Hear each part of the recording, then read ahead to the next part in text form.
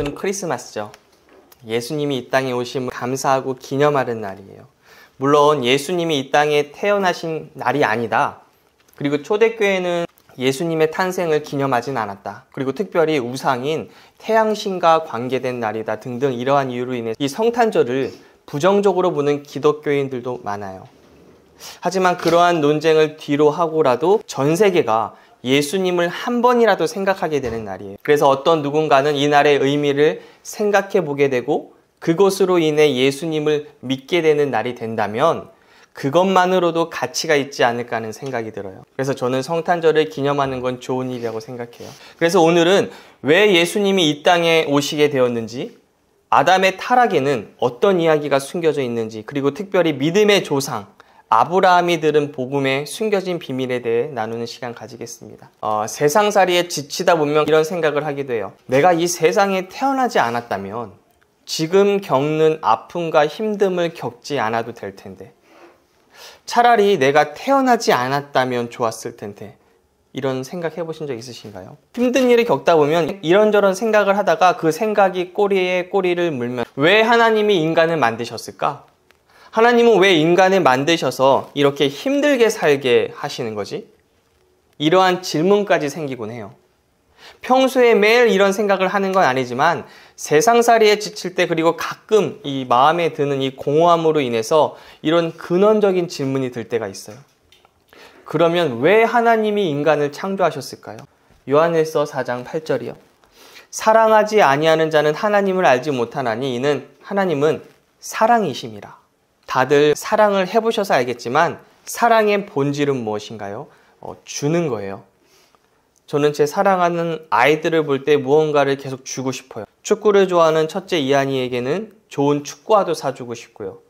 또 둘째 이래에게는 이래가 좋아하는 하츄핑 인형 큰 것도 사주고 싶고요. 또 돈을 많이 아끼는 우리 아내에게도 돈 생각하지 않고 좋은 선물 사주고 싶어요. 왜 주고 싶을까요? 사랑하니까요. 이처럼 이 사랑의 본질은 주는 거예요. 그러면 다시 질문으로 돌아가서요. 사랑 그 자체이신 하나님은 왜 인간을 창조하셨을까요? 하나님이 가지고 계신 그 선하심, 사랑, 은혜, 그 풍성하심, 그것을 주고 싶으셔서 인간을 만드신 거예요. 인간은 하나님의 그 완벽한 사랑을 받고 누리기 위해서 하나님의 사랑의 대상으로 이 땅에 지음을 받게 된 거예요. 이러한 하나님의 마음을 창세기에서 하나님이 인간을 창조하실 때 우리는 알 수가 있어요. 창세기 1장 26절부터 30절이요. 하나님이 이르시되 우리의 형상을 따라 우리의 모양대로 우리가 사람을 만들고 그들로 바다의 물고기와 하늘의 새와 가축과 온 땅과 땅에 기는 모든 것을 다스리게 하자 하시고, 하나님이 자기 형상 곧 하나님의 형상대로 사람을 창조하시되 남자와 여자를 창조하시고, 하나님이 그들에게 복을 주시며 하나님이 그들에게 이르시되 생육하고 번성하여 땅에 충만하라. 땅을 정복하라. 바다의 물고기와 하늘의 새와 땅에 움직이는 모든 생물을 다스리라 하시니라. 하나님이 이르시되 내가 온 지면에 씨 맺는 모든 채소와 씨 가진 열매 맺는 모든 나무를 너희에게 주노니 너희의 먹을거리가 되리라. 또 땅의 모든 짐승과 하늘의 모든 새와 생명이 있어 땅에 기는 모든 것에게는 내가 모든 풀을 먹을거리로 주노라 하시니 그대로 되니라. 이 구절에서 하나님의 사랑이 느껴지지 않으세요? 땅을 정복하고 모든 생물을 다스리는 권세를 주시죠. 왜 주실까요? 사랑의 본질을 주는 거니까요. 우리 인간은 그 사랑을 받기 위해서 태어난 거예요.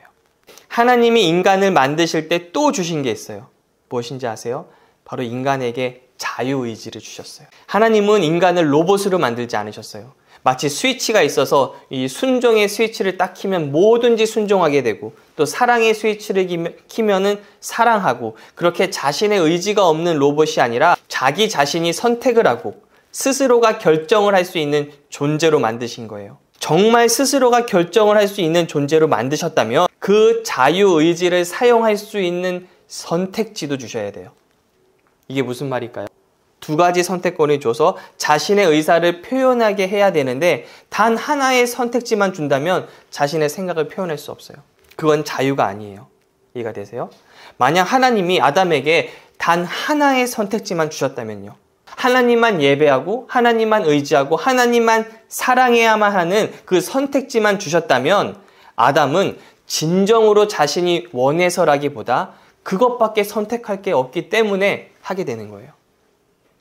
아담이 진정으로 하나님을 예배하고 사랑하기 위해서는 하나님을 거부할 수 있는 선택지도 주셔야 돼요.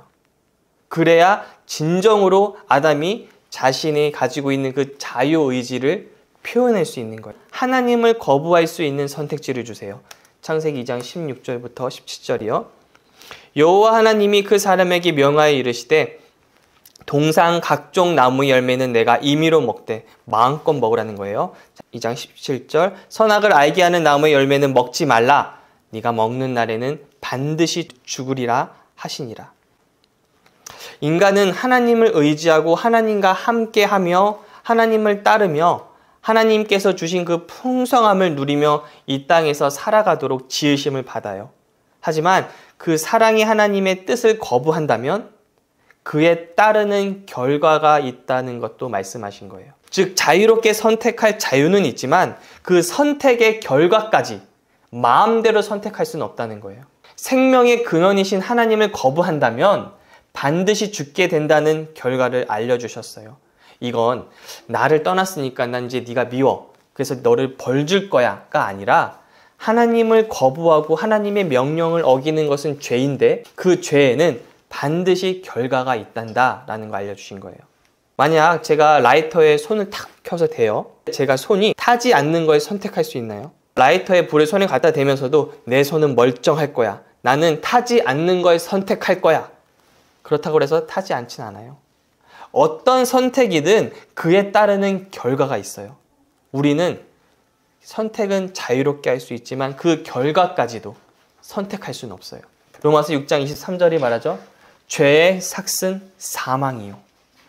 죄를 지으면 그에 따르는 결과는 사망이에요. 난 죄를 졌지만 난 사망을 선택하지 않을 거야. 그럴 수는 없어요. 하나님을 떠나는 죄를 지으면 사망이라는 그 단순하지만 강력한 진리를 하나님은 아담에게 말씀하신 거였어요. 이 모든 장면을 지켜본 이가 있었어요. 누구일까요? 루시퍼, 바로 사탄이에요. 28장 13절 이 사탄에 대해 이야기가 나와요. 네가 옛적 하나님의 동산 에덴에 있어서 각종 보석과 홍보석과 황보석과 금강석과 황옥과 홍마노와 창옥과 청보석과 남보석과 옹혹과 황금으로 단장하였으며 네가 지음을 받던 날에 너를 위하여 소고와 비파가 준비되었도다. 그가 어디에 있었나요? 하나님의 동산 에덴에요. 아담과 하와가 있는 에덴에 있었던 거예요. 에스겔 28장 14절이요. 너는 기름 부음을 받고 지키는 그룹이며 내가 너를 세우매 내가 하나님의 성산에 있어서 불타는 돌들 사이에 왕래하였도다. 이 사탄은 에덴 동산에 있었고 그룹이라고 불리는 천사였어요. 그룹은 가장 높은 위치의 천사예요. 하나님의 의로움을 지키는 존재예요. 출애굽기 25장 20절이요. 그룹들은 그 날개를 높이 펴서 그 날개로 속죄소를 덮으며 그 얼굴을 서로 대하여 속죄소를 향하게 하고, 여기 보이는 게 이 사진이 언약궤예요. 이 언약궤 덮개 위에 있는 천사가 그룹 천사라고 해요. 하나님의 그 거룩하고 의로움을 지키는 존재예요. 성경에서 이 언약궤는 하나님의 보좌의 상징이에요. 지금 이 그룹은 하나님의 보좌 곁에서 그 어떤 것도 하나님의 의로움과 거룩함을 훼손하지 못하게 막는 존재들이었어요. 그런데 마귀가 바로 저 그룹 천사들 중에 하나였던 거예요. 여기 언약궤는 지금 2명의 그룹이 있지만 저는 원래 그룹이 천사가 3명이었다고 믿어요. 마치 하나님이 성부, 성자, 성령이신 것처럼 하나님은 3이라는 숫자와 함께 이래요. 시편 99편 1편이요. 1절이요. 여호와께서 통치하시니 만민이 떨 것이요. 여호와께서 그룹 사이에 좌정하시니 땅이 흔들릴 것이로다. 어디 좌정하세요? 그룹 사이에. 천사를 말해요. 또 37장 16절이요. 이사야. 그룹 사이에 계신 이스라엘 하나님 만군의 여호와여 주는 천하 만국의 유일하신 하나님이시라. 주께서 천지를 만드셨나이다. 그룹 천사는 보좌 곁에서 하나님의 의로움과 거룩함을 지키는 존재들이에요. 그런데 이 하나님의 의를 지키는 존재 중 하나인 사탄이 어떤 생각을 하게 되나요? 네가 네 마음에 이르기를 내가 하늘에 올라 하나님의 뭇별 위에 내 자리에 높이리라. 내가 북극 지폐의 산 위에 앉으리라. 가장 높은 그룹에 올라가 지극히 높은 이와 같아지리라 하는도다. 하나님처럼 내려간 거예요. 하나님의 보좌에 그가 앉으려고 했던 거예요. 그런데 생각해 보세요. 마귀는 뛰어난 존재예요.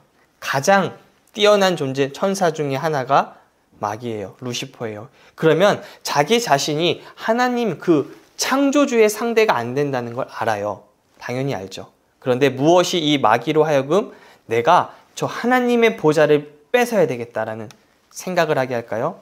시편 89편 14절이요. 의와 공의가 주의 보좌의 기초라. 인자함과 진실함이 주 앞에 있나이다. 주님의 보좌, 이 왕자의 기초는 의와 공의예요. 이 말은 하나님은 불의하거나 정의롭지 못한 일을 하실 수 없다는 뜻이에요. 하나님은 인자함과 진실함을 언제나 행하고 싶어 하세요. 인자함은 은혜란 뜻이에요. 하나님의 마음은 은혜와 진리 그리고 사랑으로 가득 차 있어요. 그룹 사이에 좌정하시는 하나님이라고 했어요. 그룹 천사 하나였던 루시퍼가 이걸 알게 된 거예요. 아, 하나님은 공의롭구나. 하나님은 정의롭구나. 그래서 죄를 용서할 수 없구나. 죄를 그냥 넘길 수는 없구나. 그런데 하나님은 또 은혜가 넘치구나. 사랑이 넘치시는 분이구나.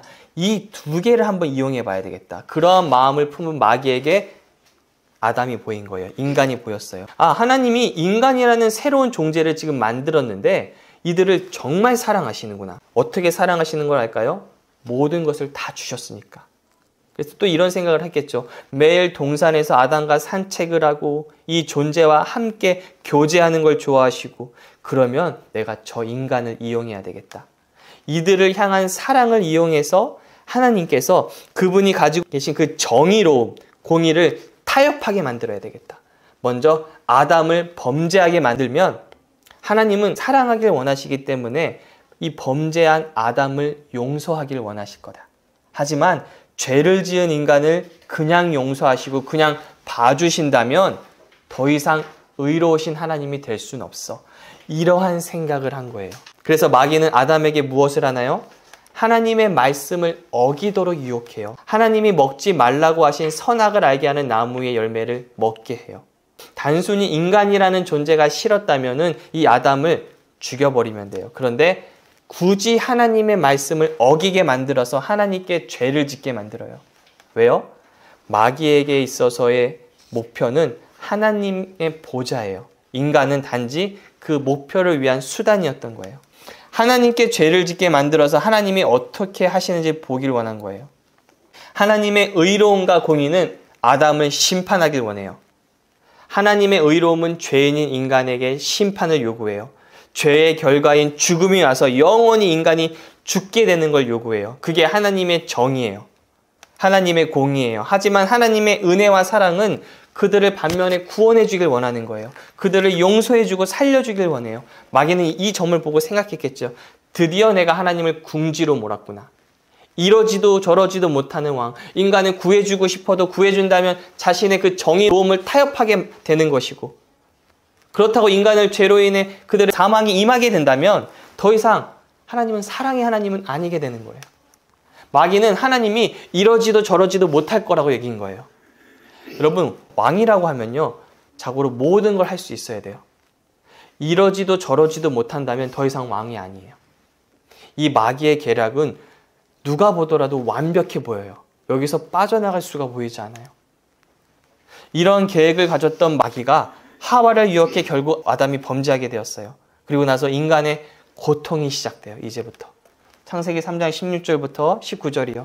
또 여자에게 이르시되 내가 내게 임신하는 고통을 크게 더하리니 내가 수고하고 자식을 낳을 것이며 너는 남편을 원하고 남편은 너를 다스릴 것이니라 하시고 아담에게 이르시되 네가 내 아내의 말을 듣고 내가 내게 먹지 말라 한 나무의 열매를 먹었은즉 땅은 너로 말미암아 저주를 받고 너는 너의 평생에 수고하여야 그 소산을 먹으리라. 땅이 내게 가시덤불과 엉겅퀴를 낼 것이라. 네가 먹을 것은 밭의 채소인즉 네가 흙으로 돌아갈 때까지 얼굴에 땀을 흘려야 먹을 것을 먹으리니 네가 그것에서 취함을 입었음이라. 너는 흙이니 흙으로 돌아갈 것이니라 하시니라. 이제부터 인간의 비극이 시작됐어요. 아담이 범죄함으로 말미암아 이 땅에 죽음이 임했고 죽음의 시작이라고 할 수 있는 온갖 저주들이 인간에게 임한 거예요. 하나님의 마음이 아니에요. 하나님이 원하신 게 아니었어요. 지금 이 세상이, 우리가 살고 있는 이 세상이 지금의 모습인 건 하나님이 원하신 게 아니에요.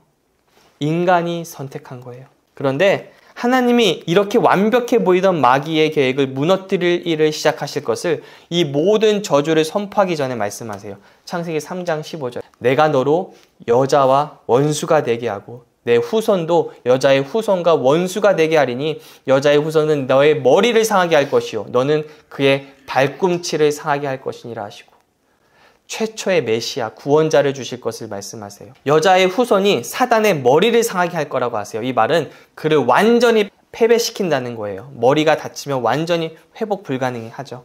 하지만 사단은 여자의 후손의 발꿈치를 상하게 한다고 해요. 십자가에서 예수님이 고난을 당할 것을 예언해요. 그리고 이 예언이 선포가 되면서 인간의 역사가 이제 시작이 돼요. 이때부터요, 사단은 여자의 후손이 누구일까 주목해요. 아담과 하와의 자녀가 태어났을 때 이 두 아들을 주목해서 봐요. 가인과 아벨이에요.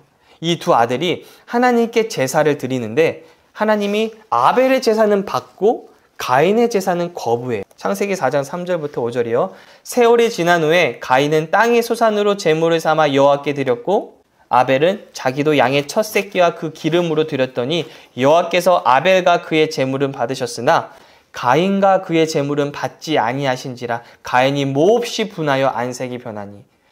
그런데 왜 가인의 제물을 받지 아니하시고 아벨의 제물은 받으셨을까요?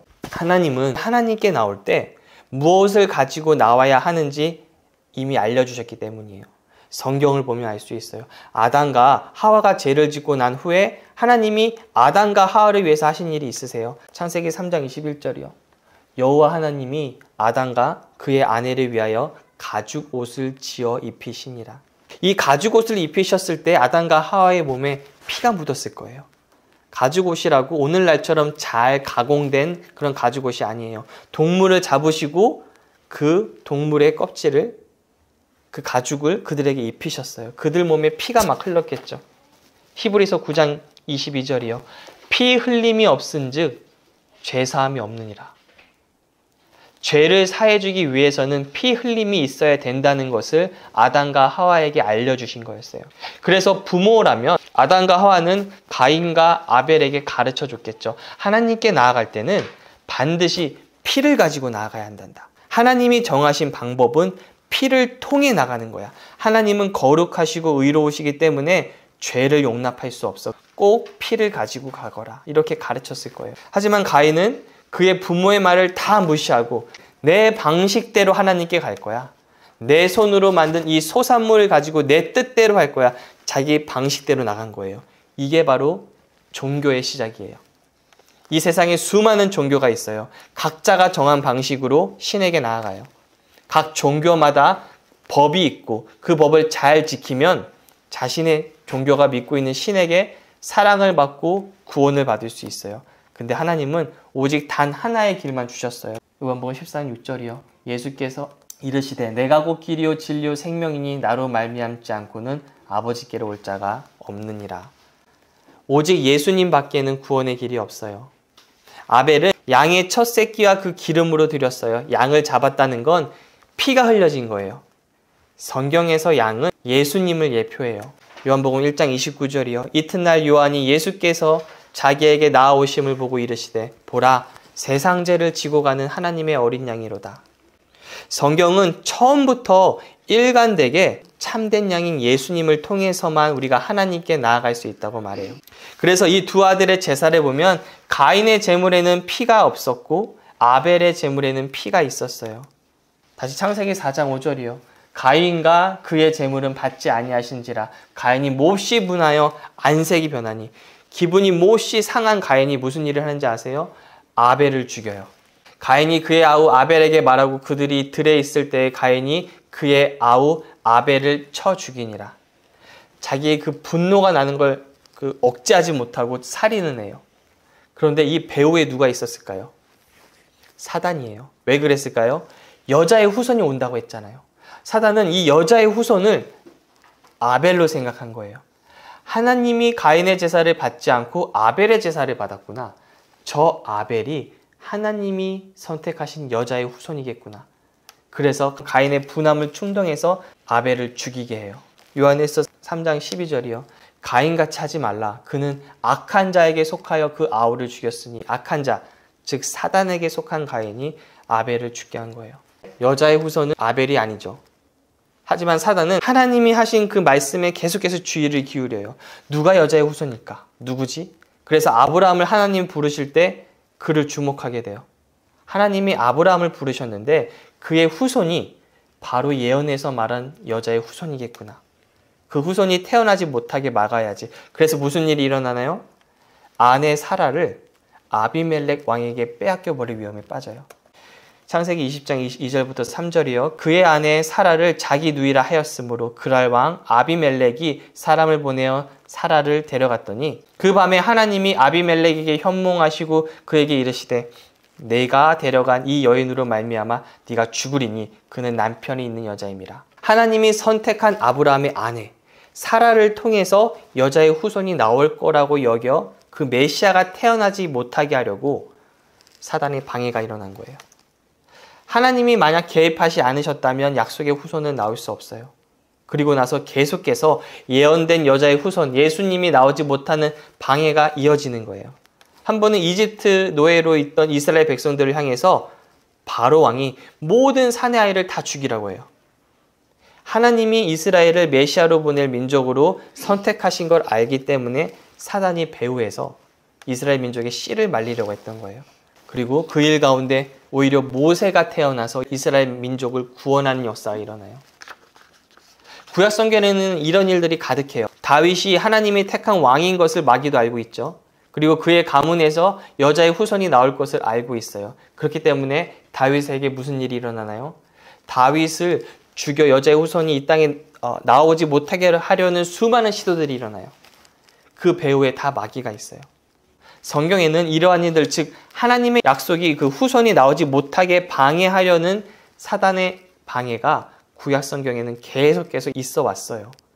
예수님의 공생애를 기록한 복음서에서도 나타나요. 동방으로부터 박사들이 유대인의 왕이 태어날 것을 헤롯 왕에게 말하죠. 어떤 일이 일어나요? 2살부터 그 아래의 사내 아이를 전부 죽여요. 이 배후에 누가 있을까요? 사단이에요. 제가 왜 이런 이야기를 하는지 아세요? 때론 성도님들과 이야기를 하다 보니 이렇게 생각하는 분들이 많아요. 하나님이 저한테 왜 이러시죠? 하나님이 왜 날 이렇게 망하게 하신 거죠? 왜 하나님이 날 이렇게 아프게 하시죠? 모든 것을 하나님이 하셨다고 해요. 성경은 그걸 말하지 않아요. 물론 모든 일의 배후에 마귀가 있다는 건 아니에요. 때론 우리가 나 자신의 잘못된 선택으로 인해 잘못된 결과를 받을 수도 있어요. 공부를 하나도 하지 않은 학생이 하나님이 왜 나를 좋은 대학 보내주지 않으시죠? 이렇게 말하면 안 되죠.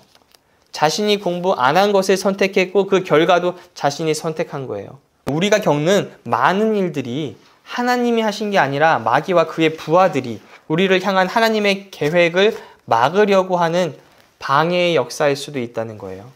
요한복음 10장 10절이요. 도둑이 오는 것은 도둑질하고 죽이고 멸망시키려는 것뿐이요 내가 온 것은 양으로 생명을 얻게 하고 더 풍성히 얻게 하려는 것이라.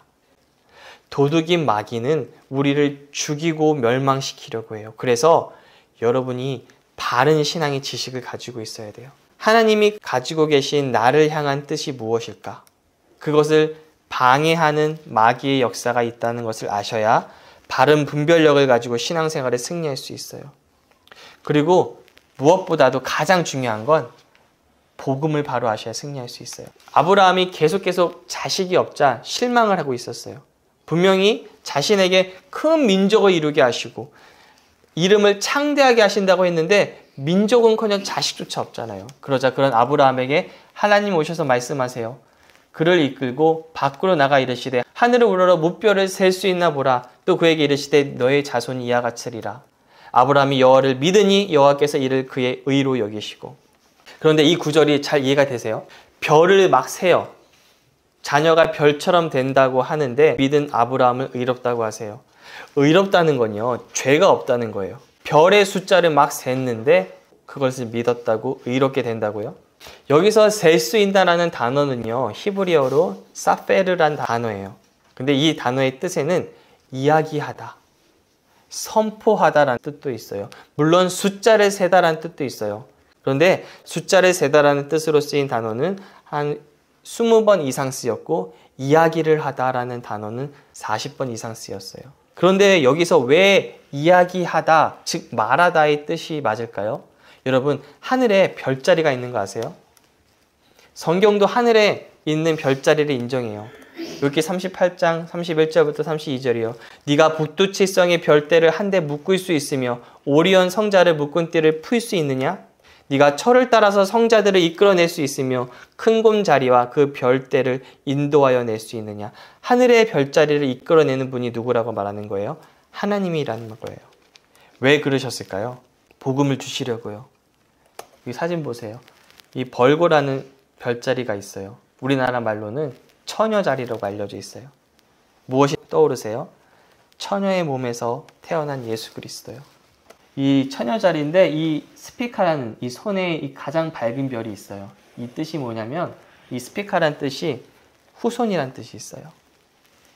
처녀에게 후손이 태어나다. 또 이 처녀자리 옆에 천칭자리가 있어요. 이 저울이 무엇을 의미할까요? 공의, 균형, 공평, 의로움. 하나님이 이 저울에 인간을 재신다면 인간은 그의 죄로 인해 완전히 저울이 기울어 버리겠죠. 그런데 바로 이 천칭자리의 대각성 방향 아래로 남십자성이 있어요. 십자가 모양의 별자리예요. 무엇을 말하나요?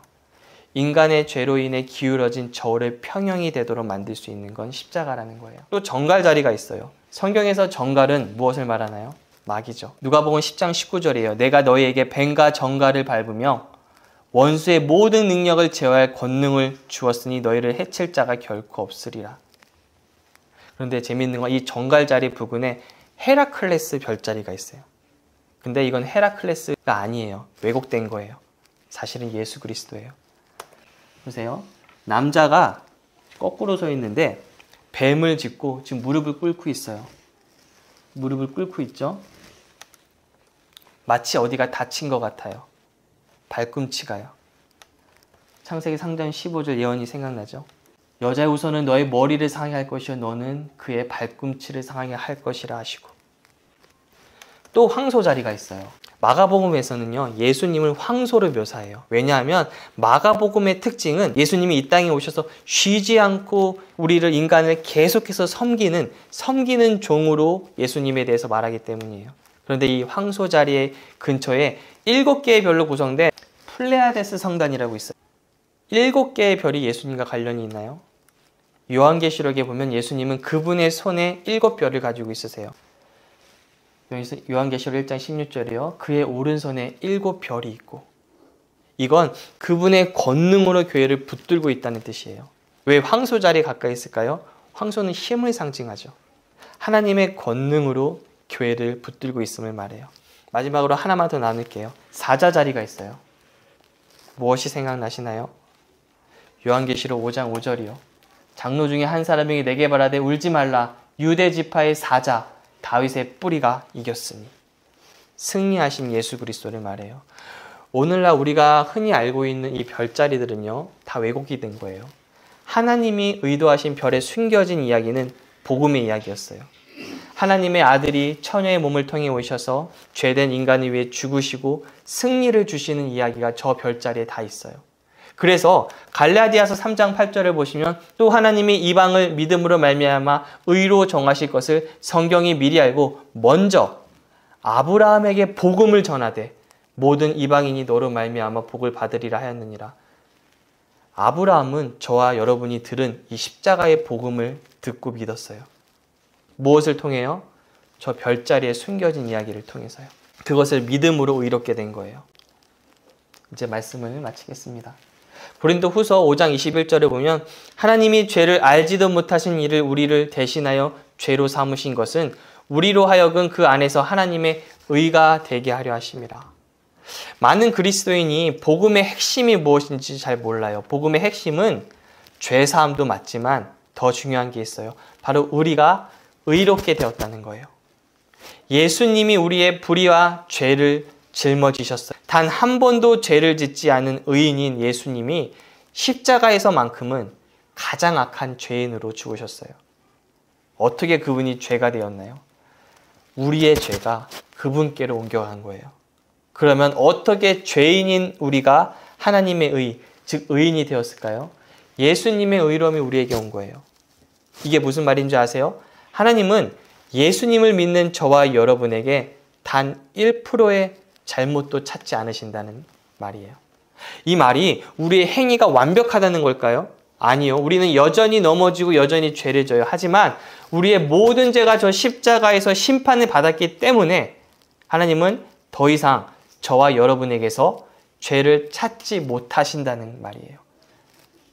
구약시대에서는 죄를 지으면 그 다음에 양을 죽여서 지은 죄에 대한 대가를 지불하고 용서를 받아요. 하지만 예수님은 2000년 전에 이미 십자가에서 죽으셨어요. 무엇을 의미하나요? 2000년 전에 십자가 사건은 시간을 초월한 사건이라는 거예요. 그래서 미래에 이미 태어나지도 않은 지금 2022년도에 살고 있는 저와 여러분을 미리 아시고 미리 보시고 우리의 일생의 죄를 그분이 담당하심으로 말미암아 모든 죄의 값을 치르신 거예요. 로마서 3장 26절이요. 곧 이때에 자기의 의로우심을 나타내사 자기도 의로우시며 또한 예수 믿는 자를 의롭다 하려 하심이라. 우리는 이해가 되지 않아요. 지금 내가 분명히 잘못을 저질렀고 그리고 앞으로도 죄를 지을 가능성이 넘치는 나인데 이런 내가 어떻게 의인일까? 어떻게 하나님이 이런 나에게서 죄가 없다고 하고 죄를 찾을 수가 없지? 쉽지가 않아요. 하지만 그런 내가 의인이라고 받아들이는데 그렇게 쉽지가 않기 때문에 믿음이 필요한 거예요. 그런데 하나님은 중요한 게 있는데 의롭게 하시면서 자신의 공의를 타협하지 않으셨어요. 저와 여러분을 의롭게 하시면서 여전히 그분이 의로움을 나타내세요. 이게 바로 십자가 사건이에요. 우리의 죄를 그냥 눈 감으신 게 아니라 쟤네 어쩔 수 없잖아. 어쩔 수 없는 거 어떻게 봐줘야지. 그렇게 그분의 공의를 타협하신 게 아니라 십자가에서 우리의 죄를 심판하셨어요. 예수님은 십자가에서 우리의 죄의 값을 완전히 치르신 거예요. 마귀는 인간을 통해서 하나님의 그 보좌를 뺏으려고 했지만 하나님은 아무도 생각하지 못한 방법으로 마귀를 이겨버리셨어요. 하나님이신 그분이 인간의 몸으로 오셔서 저와 여러분을 위해서 대신 죽으시는 것으로요. 마귀는 하나님이 공의를 선택할까, 은혜를 선택할까 고민했지만 하나님은 어떻게 하셨어요? 둘 다를 선택하셨어요. 창조주가 피조물을 위해서 대신 고통당하고 대신 죽으시는 방법을 택하셨어요. 죄의 값이 치러졌나요? 네, 십자가에서 완벽해요. 하나님의 공의가 완성이 되었어요. 하나님의 그 죄에 대한 하나님의 정의가 충족이 되었어요. 그럼 은혜가 이제 집행이 되나요? 네, 우리의 죄의 값을 예수님이 치르셨기 때문에 이제는 하나님이 저와 여러분에게 자신의 공의, 정의를 타협하지 않으시고도 우리를 마음껏 축복하고 마음껏 사랑할 수 있게 된 거예요. 마귀가 이걸 생각했을까요? 전혀 못했어요. 이 구절을 읽고 이제 마치려고 해요. 로마서 8장 38절 39절이에요. 내가 확신하노니 사망이나 생명이나 천사들이나 권세자들이나 현재일이나 장래일이나 능력이나 높음이나 깊음이나 다른 어떤 피조물이라도 우리를 우리 주 그리스도 예수 안에 있는 하나님의 사랑에서 끊을 수 없느니라. 복음 안에 있는 하나님의 그 놀라운 사랑에서 저와 여러분을 끊어낼 수 있는 건 아무것도 없어요. 오늘은 그 사랑을 주신 예수님이 오신 귀한 날이에요. 인간을 향한 하나님의 공의를 실현하기 위해서 오셨어요. 예수님이 이 땅에 오신 그 의미, 예수님이 죽으심으로 말미암아 나에게 어떤 일이 일어났는지 내가 하나님 앞에 그 예수님을 믿음으로 하나님은 그것을 의로 보시는구나. 나는 이제 하나님 앞에 의인이구나. 그것을 모든 것을 가능하게 해주신 그 예수님께 감사하는 이번 주 되시기를 기도하겠습니다.